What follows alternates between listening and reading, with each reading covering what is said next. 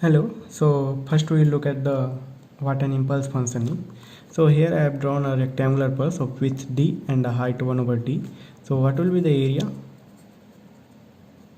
This area will be 1, right? Now if you take limit d approaches 0, then what will happen? This width approaches 0 and the height will approach infinity. So this is the impulse function, and with area still here will be 1. Okay. Now this impulse function, if you integrate let's say from a to b, this interval a to b is such that it contains the origin, this t equal to 0, so it would be 1, and otherwise it would be 0 wherever this a to b is not containing this t equal to 0 point, it will be 0. Okay. So similarly, what let's say we have some function f of t, and you multiply this function with a delta t function and finding out the integral. Okay.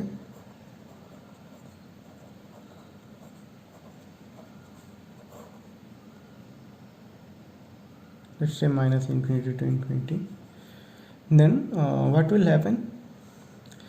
Look, this delta t function is 0 everywhere except at t equal to 0, correct? And so what will happen? Then it can also be written as minus infinity to infinity f of 0 delta t dt.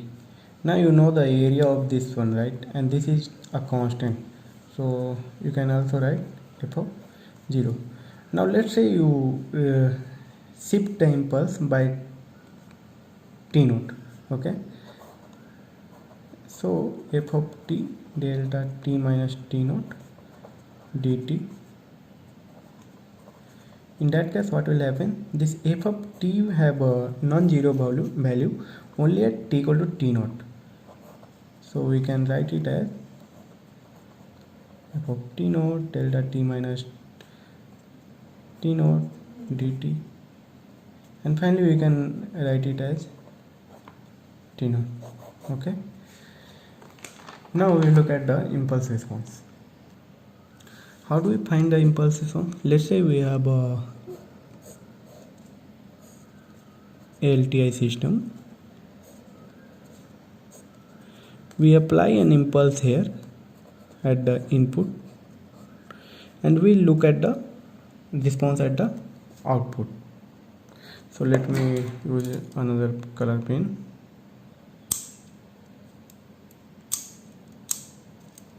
Okay, so let's say at t equal to 0 we apply an impulse, and what happened? Let's say output took shape like this. Okay, and this is the time axis, and let's say at some time t. Okay, let's say at this point you want to see what the output is. So here you can see this is the output value. Okay, and this is also called as h of t, impulse response. So what an impulse response is? Impulse response h of t is nothing but the effect of an unit impulse at the input. Okay, now here we have applied the impulse at t equals 0. Okay, now let's say we applied the impulse at t equals t naught. Then what will happen? This output curve will also shift like this, right? And we still want to know the response at this time instant, time equals t. So now the response is this one. Okay, and what we can now, this is not h of t, right? This we shifted this whole curve by t naught.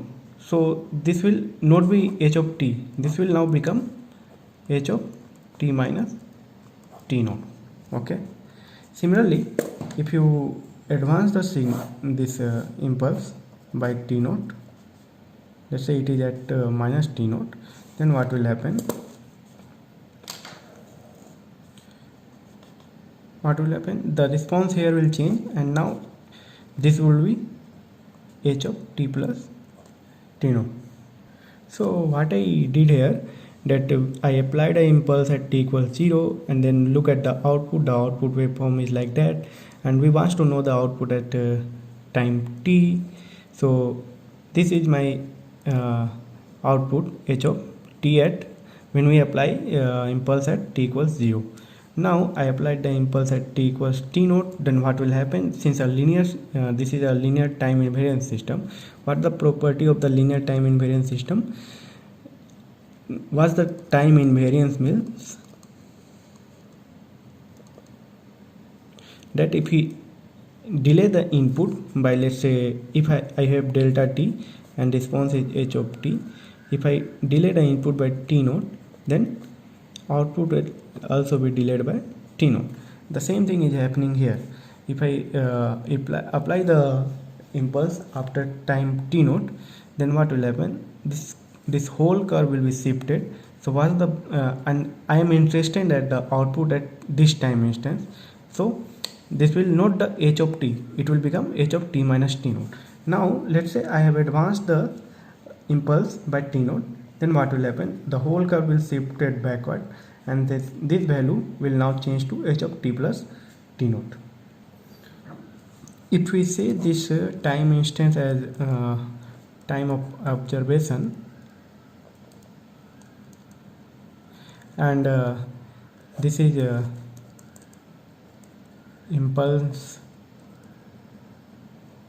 launch time, then we can observe that the output at the time of observation is only depending on the time difference. Here the time difference is t, here the time difference is t minus t naught, here the time difference is t plus t naught. Okay. So now we know that what an impulse response is. Then how it's going to be going to help us to find the output corresponding to any arbitrary input, let's say xt. How we are going to find this response to this signal xt, which is an arbitrary input? So first of all, we have to see what type of system we are using. We are using LTI system, right? That means it's obey the linearity and time invariance principle. So let's say we have some arbitrary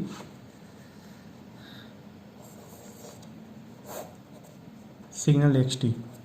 Now this signal can be thought of as the bunch of impulse, right?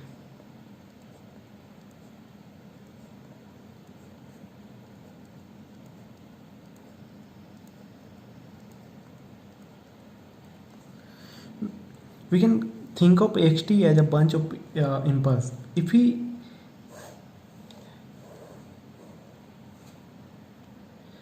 able to construct this xt with the help of impulse, then using the linear time invariance property, we can find the output.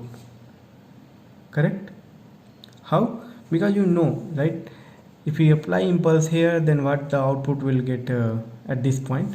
If you shift this impulse by time t naught, that means delay the impulse by t naught, then you get the delayed version of impulse response. If you advance the impulse here, then you got the advanced version of impulse response.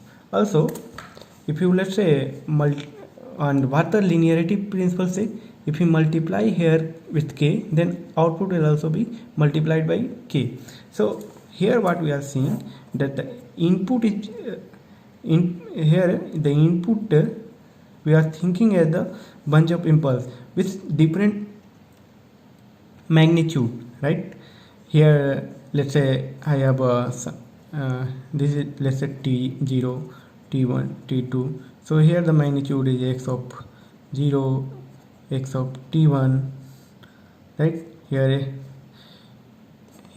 x of t2, correct? And let's say the signal is also extended here, so at t equal to minus t1, the amplitude here will be x minus t1. So if we can able to construct this signal xt with the help of impulse, then we will be able to find the output response. So first let's look at the constructing part of the arbitrary signal.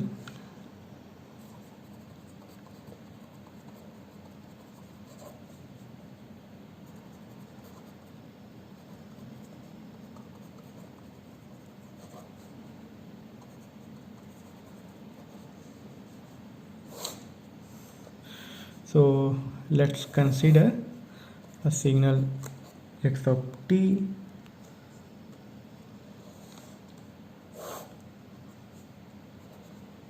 Now this signal can be thought of bunch of narrow slices, right?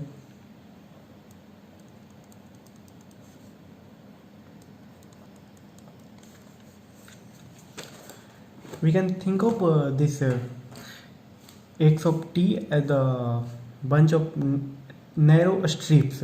Okay, so let's take one strip only.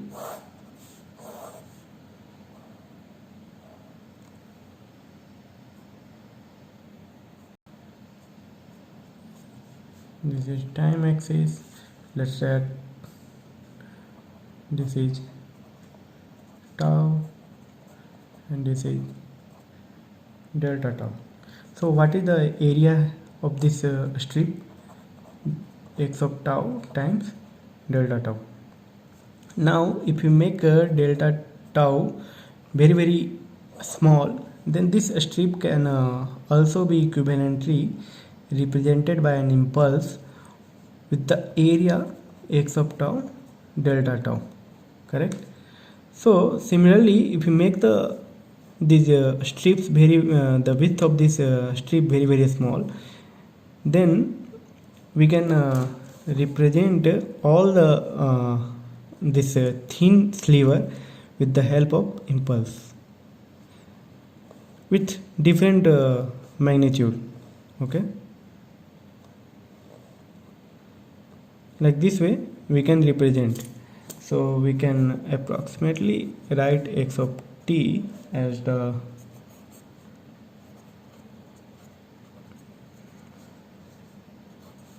x of tau delta t minus tau. How this formula actually come up? See, if you are looking at delta t minus tau, like let's say you are looking at this strip, this is at time t equals tau, and if you are replacing this strip with impulse, then so what we actually doing, this impulse is at tau. So what will be the, how do we represent this impulse? We represent it as delta t minus tau. And what's the area? The area here is x of tau delta tau. And similarly, if we add up all the bunch of impulses here, then we got x of t. So we get the any arbitrary signal as a bunch of impulse. Okay, now if we got this, then we can find the output to any arbitrary signal. So we have this LTI system, and we are applying x of t here at the input. We want to know what's the output yt is. So let's say my x of t is like this, this is time axis. Okay, so let's say, just let's take 3 point at t equals 0. The impulse is like this at t equals t1 and at t equals minus t2. Okay, now let's say the impulse response of this LTI system, if we give impulse at t equal to 0, then the let's say impulse response is like this. Okay, so response to these impulse will just be the scaled version of this one, and if we want to find for this impulse at t equal to t1, then this will just be shifted in time. Okay, so let's first find for t equals 0. So let's say for t equal to 0, this is like this. Then for t equals t1, see, t1 impulse at t1 has the larger magnitude, so it will be magnified, right? Let's look at the time t2. So this will be shifted back in time and also will be inverted. Okay, now this is time axis. Let's say we want to know the output at this time instant t. Okay, so what we will do, we add up all these value, right, and then we will get the output y of t, correct? So we can write y of t equals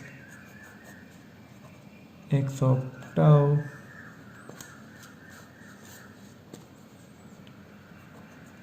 delta tau h of t minus tau.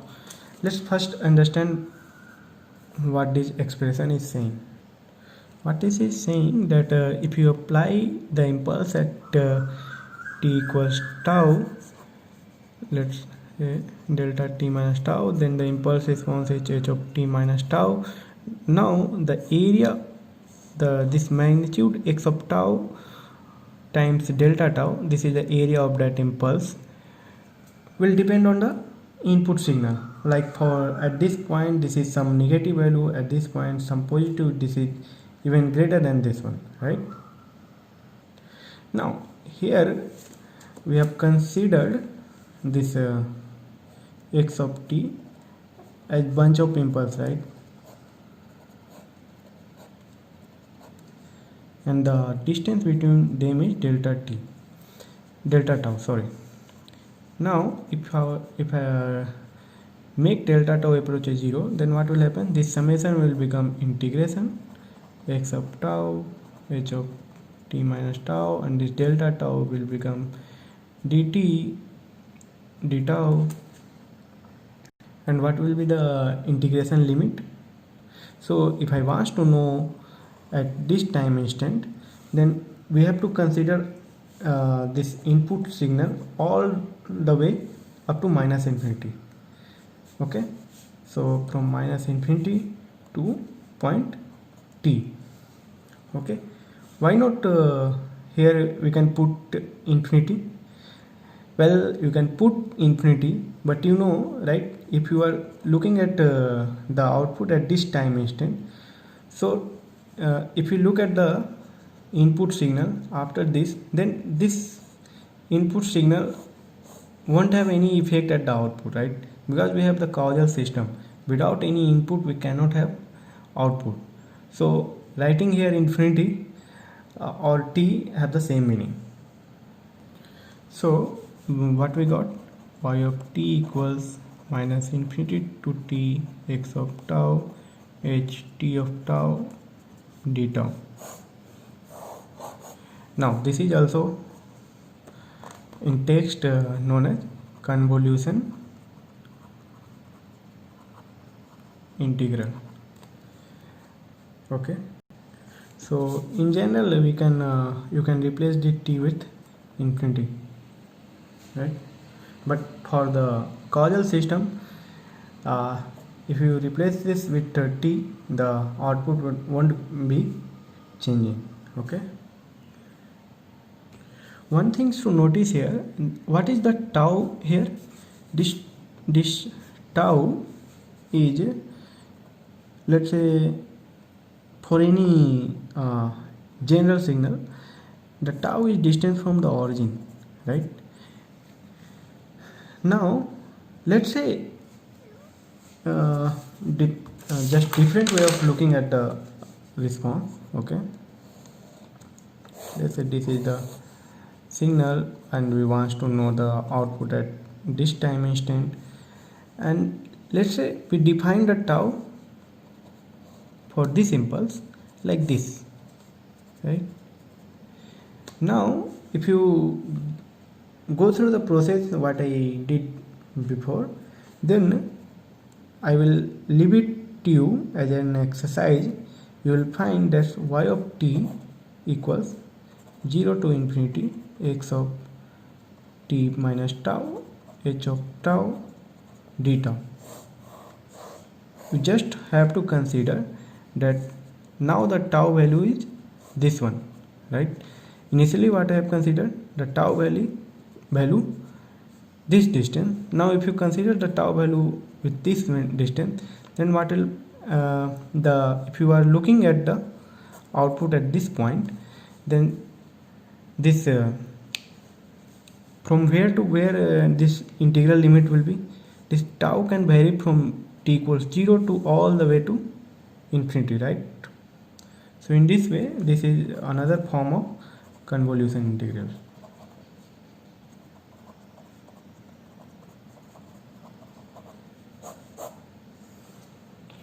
Okay, so if you find this video interesting, then like and subscribe. Okay then.